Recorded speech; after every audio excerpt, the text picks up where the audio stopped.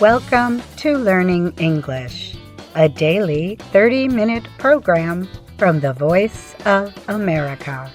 I'm Katie Weaver. And I'm Mario Ritter Jr.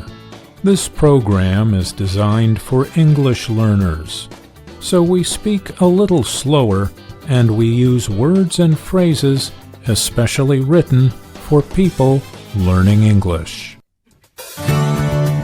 Coming up on the show, Jill Robbins has a story about Buddhist nuns in Nepal. Then, Anna Mateo presents the Health and Lifestyle Report. She tells about the possible benefits of using weighted blankets. And we close our show with the lesson of the day. But first, we have this report from my co-host, Mario. The impeachment late last month of South Korea's acting president Han Duck-soo has deepened political division in the country. He had replaced President Yoon Suk-yeol, who was impeached earlier in December. Two impeachments, suspending the country's top two officials in a short period of time, has never happened before in South Korea. Now, the Deputy Prime Minister and Finance Minister, Choi Song-muk, is the new temporary leader. When he took power, Choi quickly ordered the military to increase readiness in the event of an act of aggression by North Korea. Diplomats communicated with important partners, including the United States and Japan. Do-yeon Kim is an expert with the Center for a New American Security in Washington, D.C. Kim said, "Han's impeachment now creates an opportunity for external threats."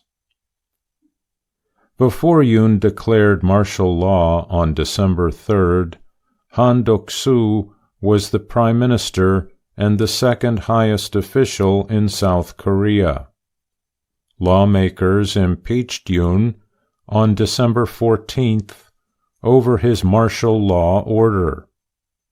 Han tried to ease the concerns of South Korea's major diplomatic partners and to calm its financial markets.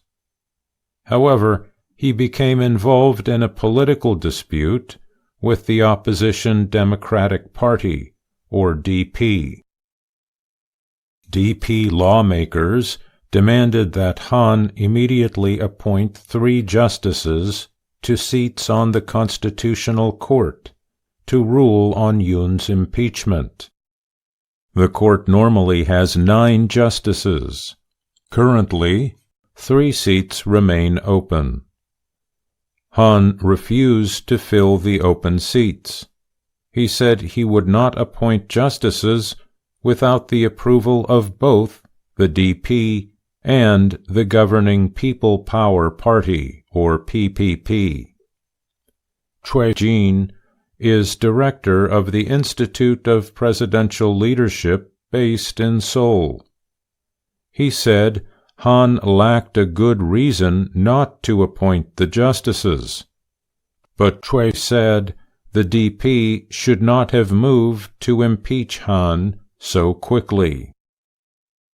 Han's impeachment came as South Korean officials told international partners that the situation was returning to normal.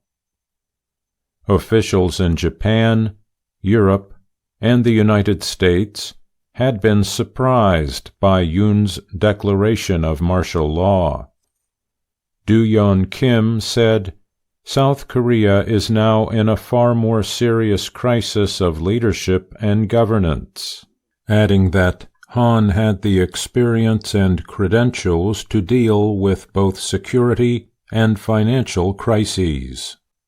Kim expressed concern that the leadership situation would harm the economy, culture, and industry. The governing party argues that Han's impeachment is invalid because it is based on a simple majority of the 300-member National Assembly. The PPP says a 2/3 majority is necessary. It has brought a case before the Constitutional Court to consider the impeachment vote of Yoon. The Constitutional Court has 180 days to decide on the legality of both impeachments. Han called his impeachment regrettable, but said he respects the Assembly's decision. If Yoon is ousted, then a national election must take place within 60 days.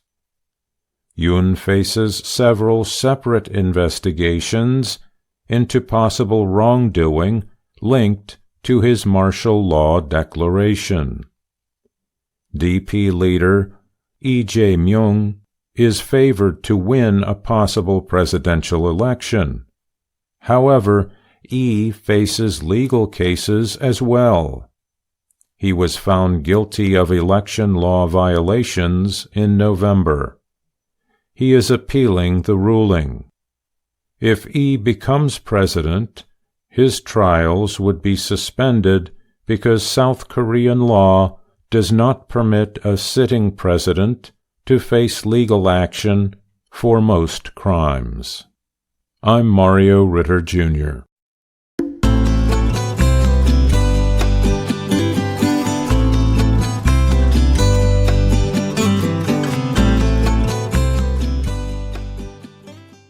Buddhist nuns in Nepal are once again performing martial arts for the public after a 5-year break caused by the COVID-19 pandemic. The women recently put on a show for onlookers at their religious community, called a monastery, outside the capital, Kathmandu. The performance was attended by reporters from Reuters news agency. Members of the hilltop Druk Amitabha Monastery are part of the 1,000-year-old Drukpa religious organization. The group gives nuns equal status to male community members called monks. The Drukpa lineage includes the only female order in the male-led Buddhist monastery system. The nun community was established in 2009 and now has 300 members between the ages of 6 and 54. The nuns come from Bhutan, India, and Nepal. They are all trained in Kung Fu, the ancient Chinese-style martial art that promotes self-defense and strength. In their recent performance, the nuns were seen moving their hands quickly and kicking their legs high, with some holding swords. Hundreds of people gathered to watch the performance and cheered the group on. Usually, such religious organizations expect nuns to cook and clean and not practice any form of martial arts. But one monk, Gyalvang Drukpa, decided to train women in Kung Fu to improve their health and spiritual well-being.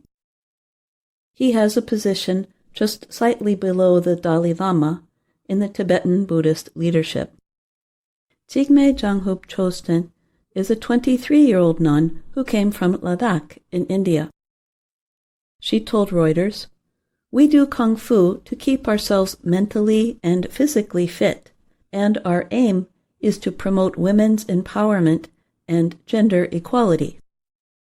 Another performer was 24-year-old Jigme Yangchung Gamo, a nun from Ramechhap in Nepal. She said, "With the confidence from Kung Fu, I really want to help the community, young girls, to build their own strength." The nun's website explains that the combination of gender equality, physical strength, and respect for all living things represents the order's return to its true spiritual roots. In the past, the nuns have traveled long distances on foot and by bike in the Himalayas to raise money for disaster relief and to promote environment-friendly living. Another member of the group is Jigme Konchoklamo, a 30-year-old nun from India. She said her main goal for the future is to reach enlightenment, like Lord Buddha, who founded Buddhism 2,600 years ago. She added, "But for now, as I am a normal person, I think I will be focusing more on helping others. Helping others is our religion." I'm Jill Robbins.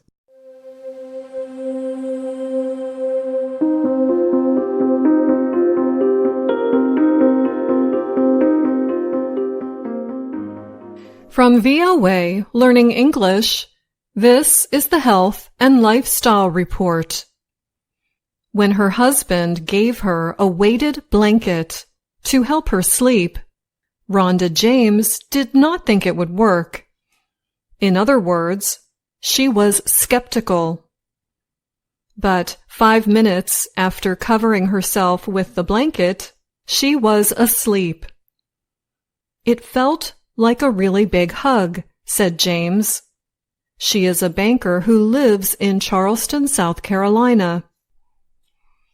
As temperatures drop, a weighted blanket can be a popular choice to help you keep warm. But some people say the extra pressure of the cover also helps to ease their worries and fall asleep faster. However, research on the effectiveness of weighted blankets is limited. The Associated Press recently reported on what is known about weighted blankets. Weighted blankets are filled with small glass balls, cotton, or another filling. This makes them heavier than usual blankets. Scientists may not know exactly how the blankets comfort, but they have a few ideas. The heavy, even feeling from a weighted blanket may calm the brain's fight or flight response, said Dr. Neil Walia. He is a sleep medicine expert at University of California, Los Angeles Health. He said, "The evenly distributed weight on you tells your body you are in a calm environment. The extra pressure may also cause the brain to release the hormone oxytocin. Sometimes called the love hormone, the body creates oxytocin during loving moments, such as hugging. Oxytocin can also lower anxiety," Walia said. For most healthy adults, experts say to choose a blanket that is about 10% of your body weight. However, the blankets are not good for everyone. For example, some people may find them too hot to use, especially during warmer weather. People with breathing problems or disorders such as sleep apnea should check with a doctor before using a weighted blanket. Experts say to not use weighted blankets for children under 3 years old. The weight can limit their movement and breathing. Some people may not be able to buy them. They can be costly. A quality weighted blanket can cost between $50 to over $300. This depends on the size, weight, and material. Some people use them for other reasons than sleep. Rhonda James gets under her blanket to relax as she watches television or drinks a glass of wine. Lucy Taylor, a writer from Wales, also uses a weighted blanket. Her anxiety increases during the winter, so she uses her blanket during cold months to fall asleep. She says when her body is relaxed, her mind relaxes too. There is little scientific research on whether weighted blankets help with sleep, anxiety, or other health issues. The studies that exist involve small groups of people, and most of the study subjects are people with conditions including sleep problems, long-term pain, and mental and developmental disorders. A study on 120 people with insomnia and inability to get enough sleep found that the weighted blankets helped them sleep better compared to a light blanket. Another study considered 67 children with the developmental and brain disorder autism. That research found that weighted blankets did not affect the children's sleep at all. However, it also found that the study subjects liked the weighted blankets more than non-weighted blankets. A third study on 94 adults with chronic pain found that a heavier weighted blanket did not affect sleep, but it was better at reducing pain than a lighter blanket. So there is not much scientific evidence to support health improvement claims about weighted blankets. However, in most cases, they cannot hurt, sleep experts say. Dr. Daniel Barone is a sleep medicine expert at Weill Cornell Medicine in New York City. He suggests the use of weighted blankets to his patients after they try other traditional treatments and medicines. If it doesn't hurt, and it may help, it's worth a shot, he said. And that's the Health and Lifestyle Report. I'm Anna Mateo.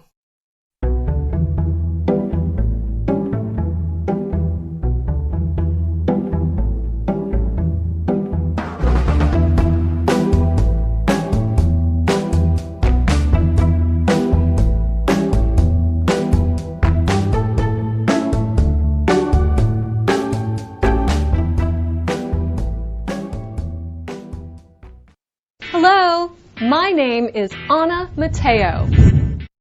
And my name is Jill Robbins. And I'm Andrew Smith. You're listening to the Learning English podcast. Welcome to the part of the show where we help you do more with our series, Let's Learn English. The series shows Anna Mateo in her work and life in Washington, D.C. Anna has recently moved to Washington, D.C. It is a new experience for her. She is excited to live in the capital of the United States, but she also misses her hometown and family, who live many hours away. Let's hear Anna talk about that with her friend Marcia in Lesson 12 of Let's Learn English. Listen carefully for the expression Anna uses for the feeling of missing home. Hello. Washington, D.C. has many beautiful parks. In fact, this park reminds me of my home, very far away. Anna, here's your coffee. Thanks, Marcia. What's wrong? I'm thinking about my family. I am feeling homesick. Ah, yes, feeling homesick. I've had that feeling a few times in my life. It's a feeling that can sometimes be difficult. I agree. I think feeling homesick is more than just missing your home and family a little bit. It's something that hits you much more strongly. That's right. I think a good word to describe it is yearning. That's spelled Y-E-A-R-N-I-N-G.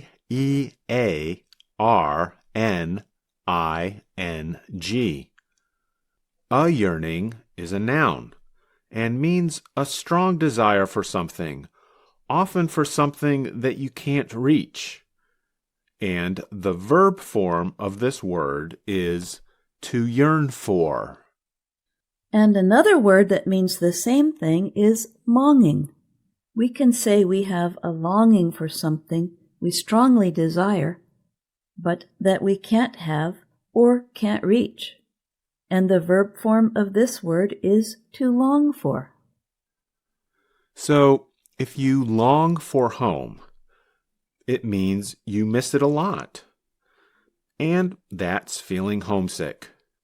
Have you ever felt homesick, Jill? Yeah, one summer I was working in China, in Chengdu. I was getting kind of homesick, and while I was walking around the city, I ran into this cute little cafe that was just like an American coffee shop. I ordered a drink and sat down and saw they were even playing American videos on their TV. I started talking with the owner, and I felt much less homesick. It was like a little bit of the U.S. in the middle of Chengdu. Yeah, well, that makes sense. I think when you get to see something familiar with your own home culture, that will help you feel less homesick. And, it's also interesting that even a positive thing, like the parks in Washington, D.C., can make Anna homesick. That's because they remind her of home. Let's listen to Anna say that one more time. Hello. Washington, D.C. has many beautiful parks. In fact, this park reminds me of my home, very far away. Jill, remind me to tell our listeners what podcast they are listening to. Okay, I'll remind you now. Andrew, remember to tell our listeners what podcast they're listening to. You're listening to the Learning English Podcast. I'm Andrew Smith. And I'm Jill Robbins. In English, we remind someone to do something. But a thing can remind us of something else. That's right. People learning English need to remember to include the preposition of. So the order of words to follow is remind plus the person plus the preposition of. Like remind him of, remind her of, remind them of, or remind Anna of, remind Jill of, remind someone of. That's right. The word also has a noun form. For that, we say a reminder. A reminder is something we use to help us remember. Like reminders on your phone. Right. I have to put everything on my phone to remember it nowadays. My phone is my memory. So you would be really lost if you lost your phone. No, I think I'd take a vacation. Well, also, a reminder can simply be something we see or experience that makes us remember or think about something. And if it's a very negative reminder, we have a special expression. We say a sober reminder of something. Can you give an example, Andrew? Sure. When we see a bad car accident, that is a sober reminder of how dangerous it can be to drive. In this case, the word sober means serious and causing worry. So, Jill, coming back to the topic of feeling homesick, do you have any advice for how people can deal with it? I think if people keep themselves busy and get involved with people in their new place, they will usually feel less homesick. You'll probably find that the people are just as nice there as the people back home. And the good thing about homesickness is that it usually doesn't last too long. After a while, it wears off. That's true. It does wear off, which means it disappears after a certain amount of time. I remember that once I felt really homesick for just a few hours, but then only a day or two later, the feeling was mostly gone. Yeah, sometimes homesickness can wear off quickly. However, if someone continues to yearn for home or long for home for a long time, we could say they have chronic homesickness. Ah, yeah. Chronic, spelled C-H-R-O-N-I-C, describes something that lasts for a very long time and keeps happening again and again. In that case, it doesn't wear off. I'm Andrew Smith, and you're listening to the Learning English podcast. Jill, we should explain to our listeners that the phrasal verb wear off can be used for both physical objects and for what we feel inside. Oh, yeah. For example, the paint on a car can slowly wear off over many years, especially if it has been sitting in the sun. But the phrasal verb wear off is used more for things like feelings or for the effects of food or medicine. Like the effect of a drug wears off over time. And the best cure for homesickness is to visit home. And depending on your family, you just might be happy to travel again afterwards. We do love our families. And when Anna talked about feeling homesick, she shared photos of her family with Marcia. Several times, Marcia asked Anna to explain a bit about what her family members do. Let's listen. This is my mother, and this is my father. They are rodeo clowns. What do rodeo clowns do? They make jokes at a rodeo. People laugh. That's very different. Who is that woman in the picture? That is my Aunt Lavender. She is my mom's sister. She loves gardening and makes spoons. She makes spoons? Of course. That, too, is very different. Oh, this is my Uncle John. He is my father's brother. What does Uncle John do? He's a chicken farmer and makes guitars. He's awesome, and I'm his favorite niece. Who are they? They are my cousins. They are my Uncle John's daughter and son. What do they do? They raise sheep and make sweaters. That's some family she has there. In American culture, asking about what kind of work people do is very common. At a social gathering, when Americans first meet a new person, often one of the first questions they ask is, "What do you do?" Or "What kind of work do you do?" That's right. Sometimes Americans will talk about their job first, and then talk about where they are from or about their family. I guess Americans really like their jobs. Well, maybe. Or maybe they just like talking about them. For some reason, it's just one of the first things Americans usually talk about when they meet new people. That sounds like something a cultural anthropologist could tell us more about. Yeah, I think so, because anthropologists study human culture. That gives me an idea for a guest we could invite to our podcast. I was just thinking the same thing. But even if we can't find a cultural anthropologist, there are still a lot of things our listeners can learn about American language and culture in the series Let's Learn English. That's right. And we hope you've enjoyed today's lesson on the Learning English podcast. I'm Jill Robbins. And I'm Andrew Smith.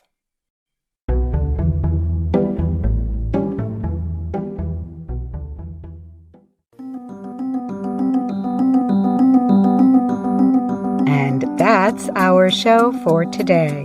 But join us again tomorrow to keep learning English on the Voice of America.